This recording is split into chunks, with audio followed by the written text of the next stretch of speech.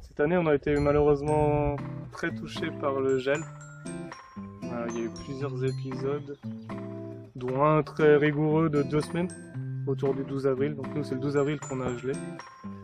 Donc, dans une parcelle comme celle-ci, à cette époque, ça se voit plus énormément. En bas, on peut voir que les tiges sont pas à la même hauteur. C'est-à-dire que celle-là, par exemple, elle n'a pas suivi le gel. Et c'est juste à côté, on peut voir qu'il n'y a pas de grappe et qu'elle est un petit peu plus brûlée. Donc alors là, la grappe, elle a gelé. Elle est marron. Et voilà, c'est là la différence entre ici on voit qu'il y a des grandes tiges qui sont pas, toute la vigne n'est pas homogène, et en haut là où ça n'a pas gelé, toutes les grappes sont encore là et toute la vigne va pousser de la même façon. Donc sur l'ensemble du vignoble, on a été touché environ de 50% sur les blancs, ce qui fait c'est du jamais vu, c'est la première fois que c'est aussi marqué. Puis un petit peu moins sur les rouges, on va essayer à faire du rouge quand même, environ à 30%. Donc là, depuis lundi, on a commencé les ébourgeonnages ou les épamperages, il y a plusieurs termes en France. Donc qu'est-ce que c'est? À la taille, on a laissé 5 porteurs ou 6, ça dépend. On souhaite avoir environ 2 branches par porteur, ce qui nous fait entre 12 et 10 branches par pied. Là, vous voyez, il y en a largement plus. Donc nous, ce qu'on fait, c'est qu'on enlève toutes celles qui ont poussé alors qu'elles n'étaient pas choisies à la taille. Donc on fait le tri.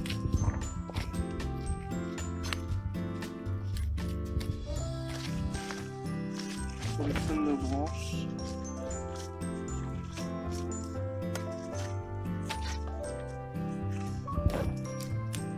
De manière à ce que les grappes soient moins entassées, les feuilles aussi, que ça fasse un joli cordon bien aéré, dans le but d'avoir des vignes, des raisins sains, mais là, à cette période aussi, on lutte contre les maladies. Le mildiou, l'oïdium, ils aiment bien les entassements de feuillage.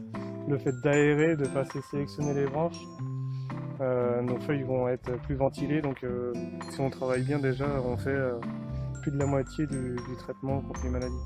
Il n'y a pas besoin de traiter quand nos raisins sont bien aérés.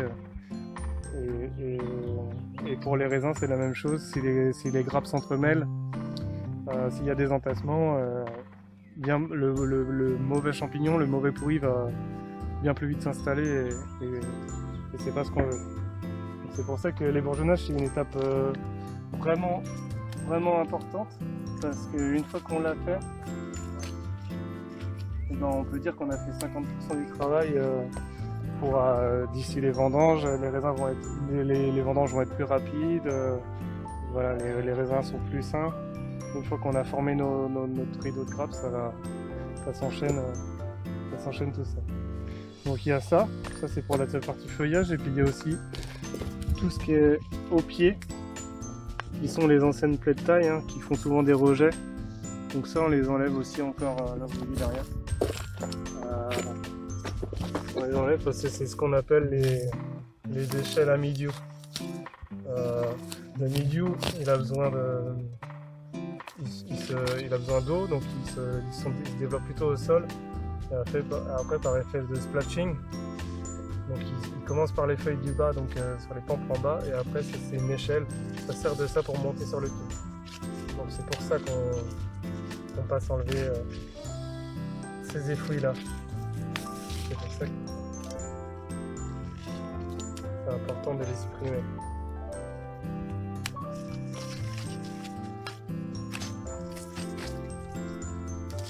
Vous voyez ?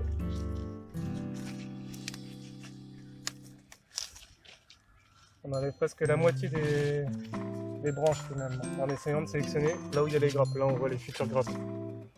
Vous voyez, avant, et puis là après, une fois qu'on est passé, c'est nettement plus aéré et bien étalé. Et là, avec ça, vous avez quasiment cette d'avoir des beaux raisins.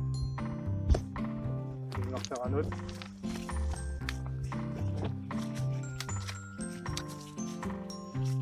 c'est un gros travail. Un travail d'environ 3 semaines pour les 18 hectares à 5-6 personnes. Donc c'est un travail qui vaut le coup si on veut du beau raisin.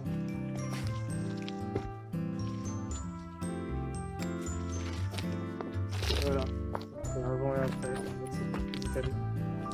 Donc là c'est les bourgeonnages et d'ici une semaine là, on voit que les fils ils commencent à atteindre les fils. Pardon, les branches commencent à atteindre les fils. Donc on va faire ce qu'on appelle le palissage. On va enfermer les branches pour les faire pousser bien droit. Ça sera l'étape d'après. Je pense d'ici une semaine ou deux. Donc ici on a planté de la Syrah en 2019. C'est une ligne de 3 ans. Donc elle a très bien pris, on est très content, ça a plutôt une belle réussite. On avait un petit peu d'appréhension du fait du sol, hein. Comme vous pouvez le voir, il est très pierreux. Bon, je suis composé de schiste. Donc voilà, ça sera la nouveauté pour venir à partir de 2022 en assemblage ou peut-être directement une cuvée de la Roche de Mur, qui est le lieu dit d'ici, composé de Syrah. Et à côté de ça, on a aussi planté du Pinot de Nice à une autre parcelle, pas ici, mais on envisage peut-être de faire un assemblage Pinot de Nice Syrah à découvrir.